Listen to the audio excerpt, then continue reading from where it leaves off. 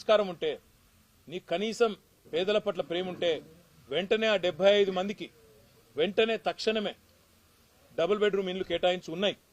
మహబూబ్నగర్లో మేము కట్టినే ఇంకా ఇయ్యని ఇంకో ఈజీగా ఇంకో 200-300 వెళ్తాయి. వెంటనే కేటాయించు, వాటిలోకి వాళ్ళని తరలించు. ఇది నెంబర్ 1 డిమాండ్.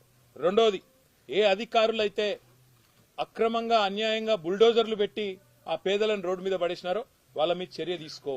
నువ్విచ్చిన పట్టాకు, నీ ప్రభుత్వం, నీ కాంగ్రెస్ ప్రభుత్వం ఇచ్చిన పట్టాకే విలువ ఇవ్వని నువ్విచ్చిన పట్టాను చిత్తు కాగితంతో చూసిన అధికారులు ఎవరైతున్నారో వాళ్ళ మీద వెంటనే చర్య తీసుకోవాలి. సస్పెండ్ చేస్తావా, సర్వీస్ నుంచి తొలగిస్తావా, ఏం చేస్తావో చెయ్యి, కానీ దమ్ముంటే ఆ నిర్ణయం కూడా తీసుకోవాలని చెప్పి నేను రేవంత్ రెడ్డిని డిమాండ్ చేస్తా ఉన్నా. మరొక ముఖ్యమైన మాట కూడా ఈ సందర్భంగా నేను ఈ నాగర్ కర్నూలు వేదికగా చెప్పదలుచుకున్నా. ఇప్పుడే ఇక్కడికి వచ్చేటప్పుడు మా సోదరులు మరి జనార్దన్ రెడ్డి గారు, ఆల వెంకటేశ్వర రెడ్డి గారు, శ్రీనివాస్ గౌడ్ గారు,